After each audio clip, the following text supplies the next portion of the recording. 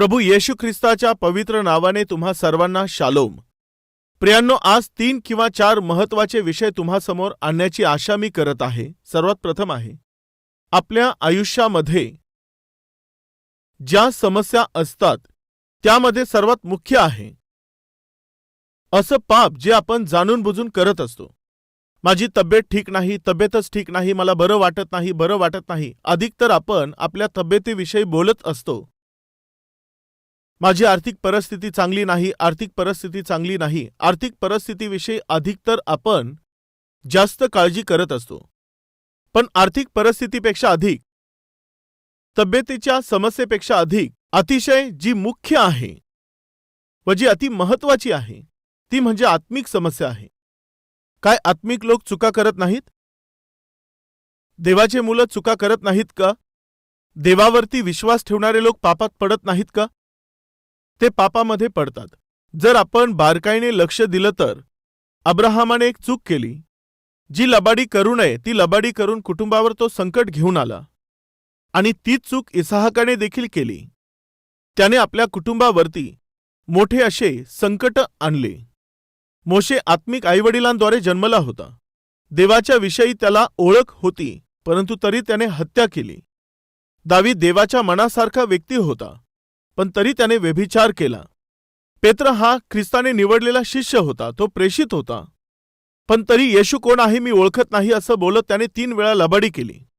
अशा प्रकारे जर बारकाईने पाहिलं तर आत्मिक जीवनामध्ये तारण झाल्यानंतर, देवाने आपली निवड केली आहे हे निश्चित झाल्यानंतर देखील तो सैतान आपली परीक्षा घेतच असतो आणि वरून तो आणखी जास्त परीक्षा घेतो। कधी जेव्हा त्याच्या लक्षात येतं की तुम्ही त्याचे नाहीयेत, तुम्ही त्याच्या हातातून सुटलेले आहेत, हे जर सैतानाला समजलं तर पुन्हा तुम्हाला त्याच्या ताब्यात घेण्यासाठी तो बरेचसे प्रयत्न करू लागतो। यामुळेच तारण झाल्यानंतर तुमच्यावरती बरेचसे जे दबाव आहेत ते येऊ लागत असतात, आत्मिक दबाव वाढू लागतात, हे अगदी सत्य आहे।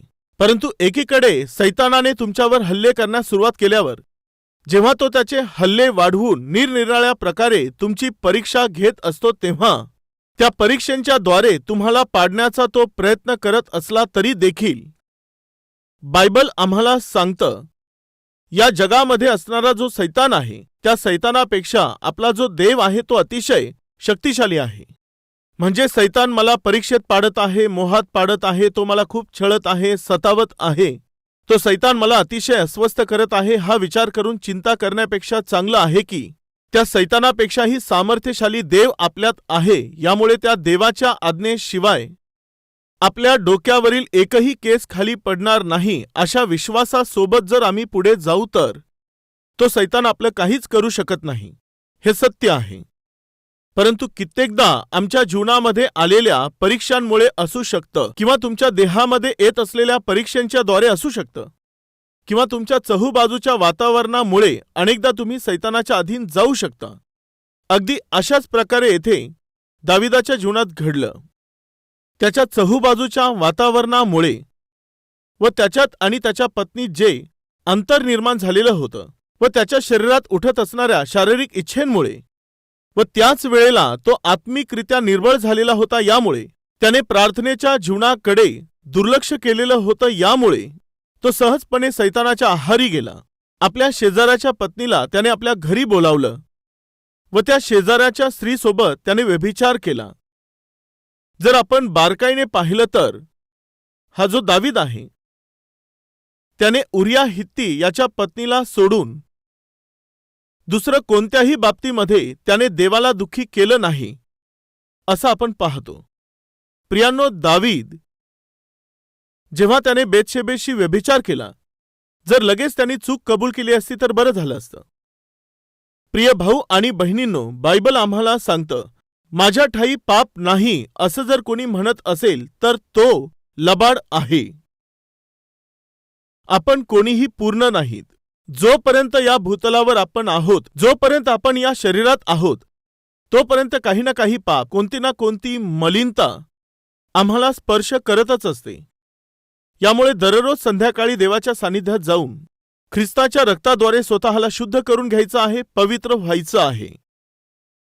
जरी तुम्ही कुठे धूळ मातीमध्ये बसले नाही, कुठे घाणीमध्ये तुम्ही खेळले नाही, तुम्ही कितीही चांगल्या एअर कंडिशनमध्ये काम करत असले तरी संध्याकाळ झाल्याबरोबर तुमच्यातून घामाची दुर्गंधी येत राहील. ती घामाची दुर्गंधी येतच असते. ही दुर्गंधी का येत असते? ही दुर्गंधी तुमच्यामधून का येत असते तुम्हाला माहिती आहे? काही ना काही प्रमाणात आपल्या शरीरामध्ये घाण ही असतेच. तुम्ही कितीही सावधगिरी बाळगली तरी संध्याकाळी जेव्हा तुम्ही बसने घरी पोहोचता, तुमचे हात जरा असे चोळून पहा. अशा प्रकारे चोळल्यावर लगेचच आपल्या शरीराला लागलेली जी धूळ आहे ती बाहेर येताना दिसून येईल. किंवा जर नखाने तुम्ही असं करून पाहिलं, थोडंसं असं करून पहा, नखामध्ये काय दिसून येईल सांगा? काय असेल? लोणी दिसून येत असतं का? मलई दिसून येत असते? ही जी काळी अशी माती बाहेर निघते ती कोठून निघते? तुम्ही स्वतः शरीराला लावलेली का? तुम्ही काही लावलेलं नसतं, परंतु तरी देखील तुमच्या नकळतपणे या पृथ्वीवरती जी धूळ आणि माती आहे ती नकळतपणे आमच्या शरीरावर ते लागत असते. प्रिय भाऊ आणि बहिणींनो, आत्मिक जीवनात तुम्ही डायरेक्टली जरी पाप केलं नाही तर कुठे ना कुठे जगामध्ये असणारं जे पाप आहे ते तुमच्यावर येत असतं. कामावरून संध्याकाळी घरी आल्यानंतर आपण आंघोळ करत असतो. का आपण आंघोळ करतो? मातीमध्ये लोळलो यामुळे नाही प्रियांनो. तर मग आपण आंघोळ का करतो? ही गोष्ट तुम्हाला समजून येते. ती कोणती सांगायची तर दुर्गंधी येत आहे. दुर्गंधी कोठून येते? घाम आल्यामुळे दुर्गंधी येते. घाम कुठून येतो? ते तर स्वाभाविकच आहे. तुमच्या शरीरावरती धूळ माती कोठून येते हेही साहजिक आहे. ती तुम्ही जाणून बुजून लावत नसता, यामुळे तुम्ही दररोज आंघोळ करत असता. अगदी तसंच या जगातील पापाची घाण देखील नकळतपणे अनेकदा आम्हाला कधी कधी लागत असते. यामुळे दररोज संध्याकाळी देवाच्या सानिध्यात जाऊन आपला जीव आत्मा शरीर देवाच्या हातात सोपवून देऊन ख्रिस्ताच्या रक्तामध्ये स्वतःला धुवून घेणे अतिशय गरजेचे आहे. प्रिय भाऊ आणि बहिणींनो, दाविदाच्या जीवनामधून काय घडलं की त्याने एक मोठी चूक केली. त्याने व्यभिचार केला. परंतु त्याने आणखी मोठं पाप कोणतं केलं की केलेलं पाप त्याने कबूल न करता त्याने ते लपविण्याचा प्रयत्न केला. कृपया तुम्ही आपल्या आयुष्यामध्ये कधीही तुम्ही जे पाप केलं आहे ते लपवण्याचा प्रयत्न करू नका, कारण देवाला ते माहीत असतं ना की तुम्ही काय केलं. जर देवाला माहिती नसेल तर मग तुम्ही लपवू शकता. देवाला माहीत असतं की तुम्ही कोणतं पाप केलेलं आहे. प्रियांनो, अनेकदा तुमच्या पापामुळे सैतान म्हणत असतो, तुम्ही स्वतःला फार पवित्र पुरुष पवित्र स्त्री आहात असं बोलताना, पवित्र पवित्र म्हणताना, पवित्र स्त्री आहे म्हणताना, मग असे पापी कृत्य करून कोणत्या तोंडाने तुम्ही देवाकडे जाणार आहात? कोणतं तोंड घेऊन तुम्ही देवाकडे जाणार आणि देवाला प्रार्थना करणार? तेही तुझ्यासारखा ज्यांचं तारण झालेलं आहे, ज्यांनी बाप्तिस्मा घेतला आहे, सेवेमध्ये भाग घेत आहात, देवाच्या कामात भाग घेणारे तुम्ही जे एक जबाबदार व्यक्ती आहात, तुम्ही अशा चुका केल्यानंतर कोणत्या तोंडाने तुम्ही परमेश्वराकडे जाणार? अशा प्रकारे सैतान काय करतो माहीत आहे? तो ब्लॅकमेल करत असतो. जर कधी सैतानाने तुमच्याकडे येऊन तू कोणतं तोंड घेऊन देवाकडे जातोस असं विचारलं तर तुम्ही सरळ म्हणा, मी माझंच तोंड घेऊन जाणार आहे. हेच तोंड घेऊन मी जाणार आहे, कारण जेव्हा मी चूक केली तेव्हा देवापासून काहीही लपलेलं नाही. देवाने पाहिलं आहे. मी आता ते कबूल करेल, मी क्षमा मागेल व देवाची दया मी प्राप्त करेल. प्रिय भाऊ आणि बहिणींनो, जेव्हा तुम्ही आपल्या जीवनामध्ये चूक करता किंवा पाप करता तेव्हा कोणतं काम लगेच करायचं माहिती आहे? पूर्ण मनापासून पश्चाताप करून ज्या पापात पडले आहात त्या पापातून उठायचं आहे. जे पापात पडले त्यांनी सर्वात प्रथम काय करायचं आहे? उठायचं आहे. तसंच नकळतपणे जेव्हा तुम्ही पापामध्ये पडता तेव्हा लगेच त्या पापमय घाणीमधून उभं राहून तुम्हाला परत यायचं आहे व पुन्हा त्या पापाकडे पाहायचं नाही, त्याकडे जायचं नाहीये. हाच आहे पश्चाताप. पश्चाताप याचा अर्थ केलेल्या पापांकरिता परमेश्वराकडे जायचं व अश्रू गाळून कबूल करून ते पाप सोडून देणं व पापाकडे पुन्हा न जाणं, हा खरा पश्चाताप आहे. दाविदाने हेच करायला पाहिजे होतं. पण 1 महिना झाला, 2 महिना झाला, 3 महिने, 4 महिने, 5 महिने होऊन गेले, पण त्याने आपली चूक कबूल केली नाही. देवाकडे जाऊन त्याने सांगितलं नाही. यात धोका आहे प्रियांनो. तुमच्या आत्मिक जीवनामध्ये तुमच्याकडून चूक झाल्यावर लगेच देवाकडे जाऊन जितक्या लवकर क्षमा मागता येईल क्षमा मागून क्षमा प्राप्त करणं भलं आहे. तुमचं घर पूर्णपणे जळून जाण्यासाठी त्याकरिता घराच्या खिडकीला छोटीशी चिंगारी लागणं पुरेसं आहे. ती जळू नये यासाठी पडदा खेचून पायाखाली दाबला तर लगेच ती आग विझून जाईल. समजा जळणारी कॅन्डल खाली पडली आणि खालचं कार्पेट हे जळू लागलं, तुम्ही लगेच जाऊन तुमच्या पायाने लगेच जळत असणाऱ्या त्या कार्पेटवर पाय ठेवला तर ती आग विझून जाईल. असं न करता जळत असणाऱ्या कार्पेटला तसं सोडलं तर सर्व घर जळून जाईल. आणि आगीची धग जर जास्त वाढली तर विझवणं शक्य होत नाही. पाप देखील अगदी असंच असतं. जर त्या पापाने नकळतपणे तुमच्या आयुष्यामध्ये प्रवेश केल्यानंतर जर तुम्ही लगेच त्याला दाबून टाकलं तर, लगेच तुम्ही त्यावरती विजय मिळवला तर ते तुमच्या जीवनाला काहीच करू शकणार नाही, तुमच्या कुटुंबाचा नाश करू शकणार नाही. पण असं न करता तुम्ही जर चुकून ते राहू द्याल, मी जे करत आहे ते चूक आहे माहीत असून देखील तुम्ही ते राहू द्याल तर, ही मैत्री वाईट आहे हे माहीत असूनही तुम्ही ती ठेवाल तर, ही सवय वाईट आहे हे माहिती असूनही जर तुम्ही ती सवय तशीच राहू द्याल तर ती तुमच्या जीवनाला बर्बाद करेल. यामुळेच प्रिय भाऊ आणि बहिणींनो, जसं एका छोट्याशा ठिणगीने आगीला सुरुवात होत असते, त्यानंतर ती पूर्ण घराला, पूर्ण शहराला, पूर्ण गावाला जाळून टाकत असते. माहिती नाही तुम्हाला हे माहीत असेल की नाही, एकदा शिकागो शहरामध्ये एकदा एक स्त्री तिच्याकडे असणाऱ्या म्हशीचं दूध काढण्यासाठी गेली, तेव्हा ती हातामध्ये कंदील घेऊन गेली होती. तेव्हा त्या कॅरोसिनचा जो कंदील होता तो म्हशीने लात मारून खाली पाडला. तो कंदील तिकडे गवतात पडला व मोठी आग लागली. तिला विझवण्याचा प्रयत्न करू लागले तर शेजारचे घरं देखील जळू लागले. ते घरं विझवण्याचा प्रयत्न करू लागले तर शेजारचे सर्व घरंही जळू लागले. ते सर्व घरं विझवता विझवता सर्व शहरामध्ये मोठी आग लागली. केवळ एक केरोसिनचा कंदील खाली पडला होता, परंतु लगेच विझवण्याचा प्रयत्न केला असता तर बरं झालं असतं, पण माहिती नाही त्यांनी विझवली नाही आणि त्याने सर्व शहर जळालं. समजलं का तुम्हाला? तुमच्या जीवनामध्ये तो सैतान सहजपणे शिरून तुम्हाला जाळून टाकण्याच्या प्रयत्नामध्ये तो सैतान छोटीशी सुरुवात करू शकतो. एखादी सवय असेल किंवा एखादं पाप असेल किंवा एखादी मैत्री असेल किंवा एखादं गैरकृत्य असेल, जर लगेच तुम्ही त्यावर विजय मिळवला तर मग भलं राहील.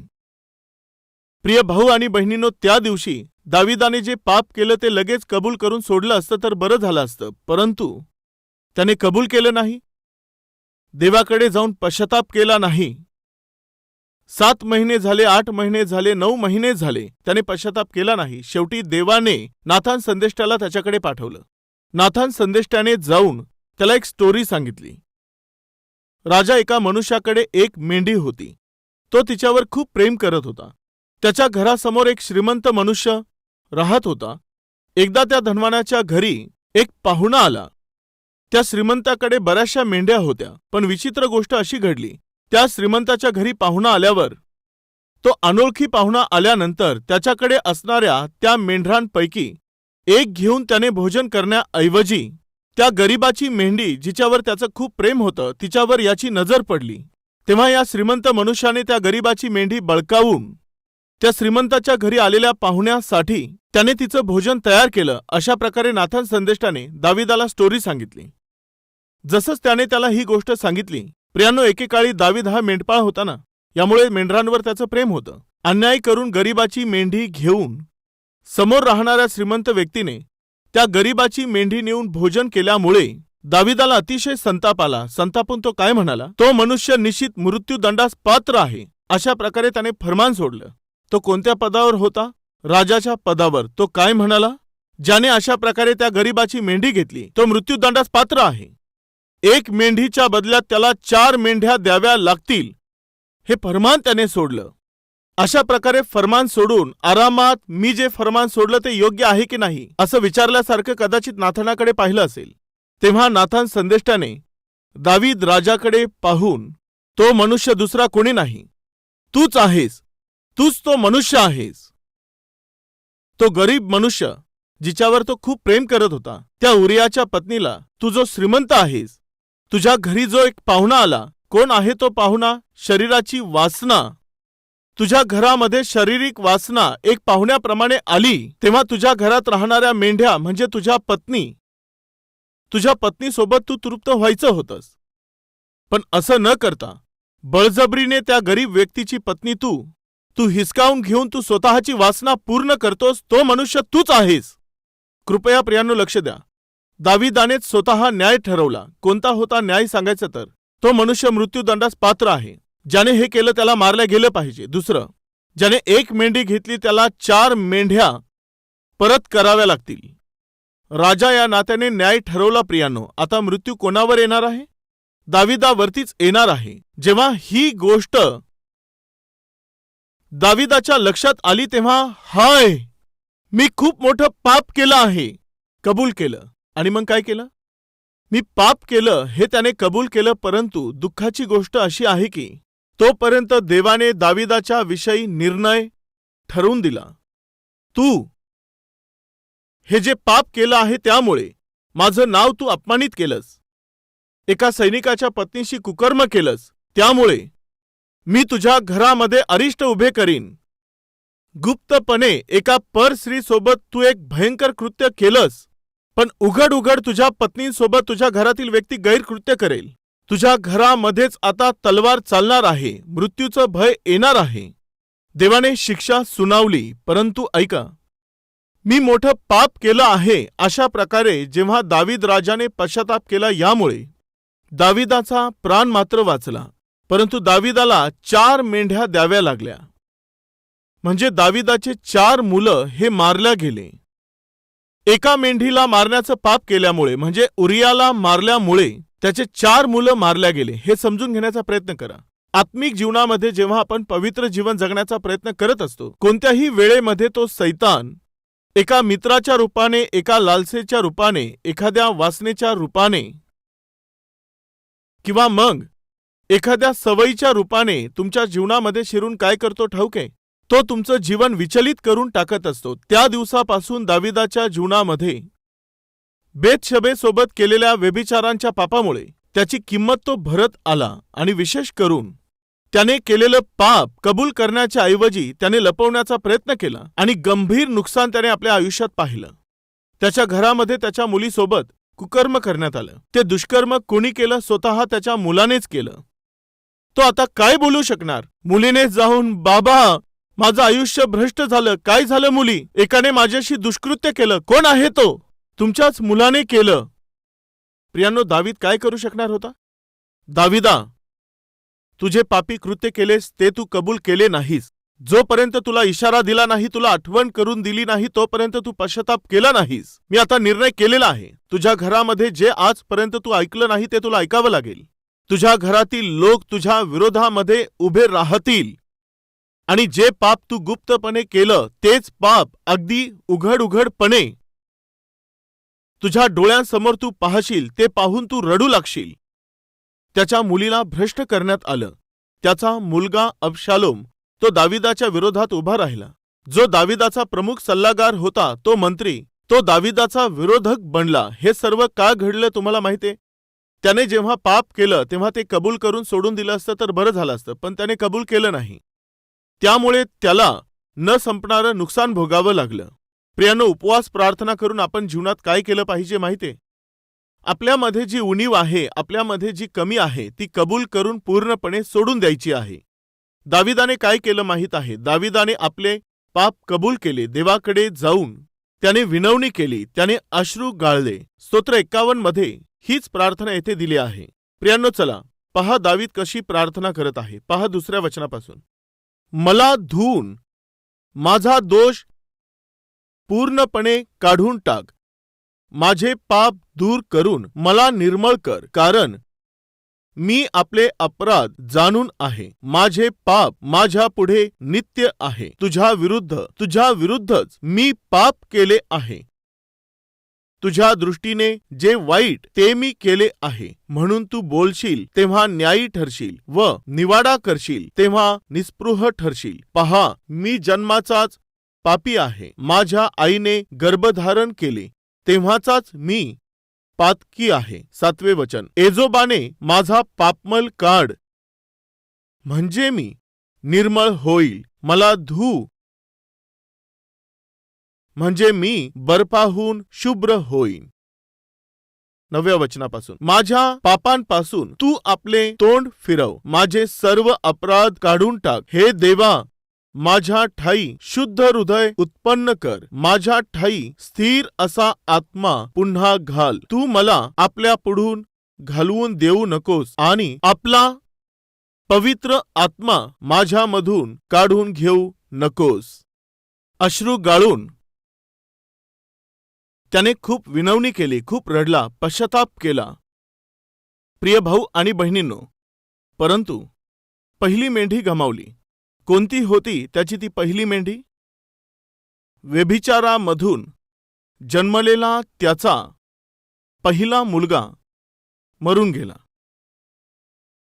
त्याने उपवास करून प्रार्थना केली, परंतु दंड हा अगोदरच ठरवण्यात आला होता. तो मुलगा मरण पावला. परंतु कृपया ऐका, दाविदाने पश्चाताप केल्यानंतर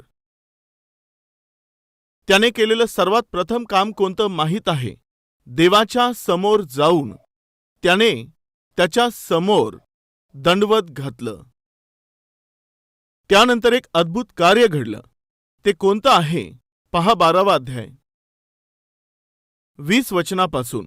मग दावीद जमिनीवरून उठला, त्याने स्नान करून तैलाभंग केला आणि पोशाख बदलला आणि परमेश्वराच्या मंदिरात जाऊन दंडवत घालून आराधना केली. परमेश्वरा, मी घोर पातक केलेलं आहे.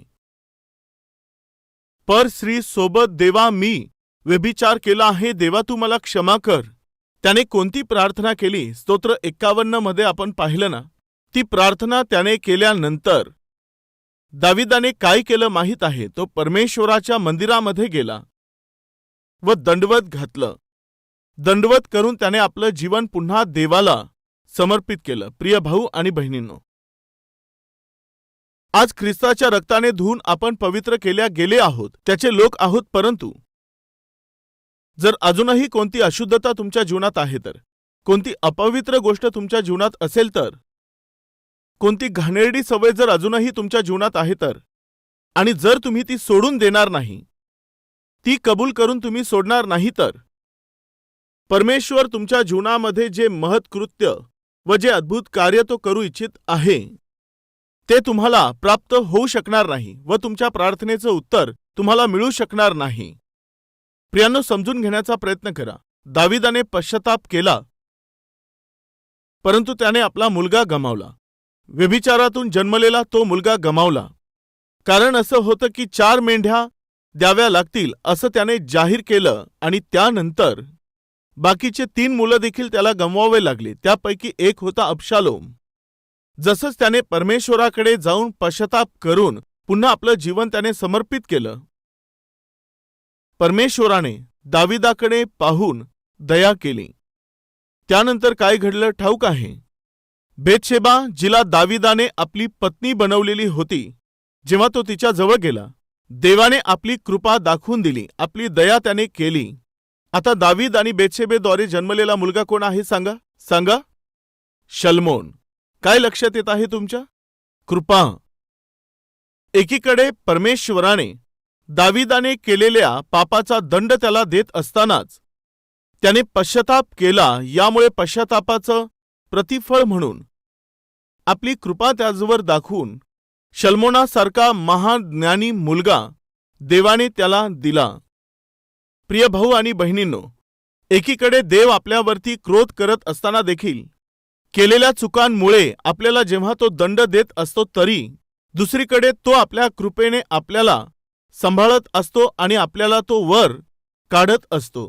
जे तुम्ही कबूल केलेले नाही, जे तुम्ही सोडून दिलेले नाहीत, देवामध्ये आणि तुमच्यामध्ये आडभिंत असणारे कोणती पाप किंवा सवय किंवा कोणती अशुद्धता जर तुमच्या जीवनामध्ये असेल तर काय कबूल करून सोडून देणार का?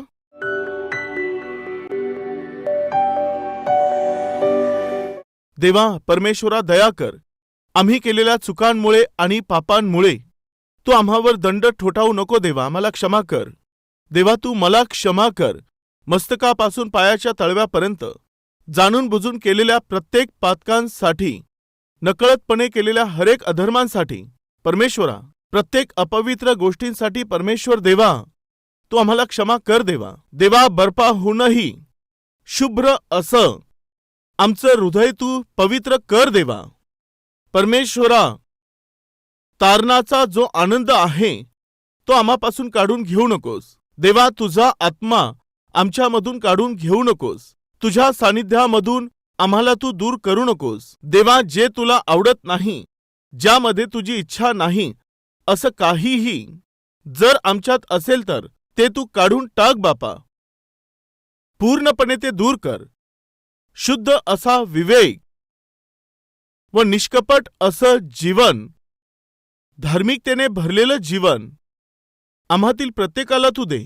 देवा, आमच्या कुटुंबावरती परमेश्वरा तुझा कोणताही क्रोध पडू नये यासाठी आमच्या कुटुंबावर तू दया कर. आमच्या मुलांनी केलेल्या सर्व पापांची क्षमा कर.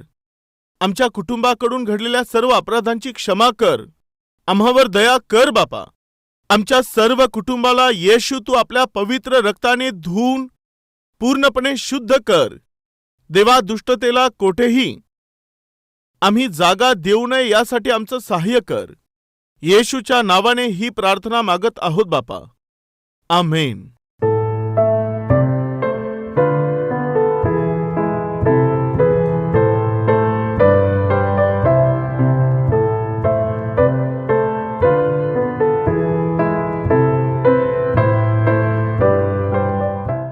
आमचा पत्ता Calvary, post box number 30, Kukatpally, Hyderabad 72.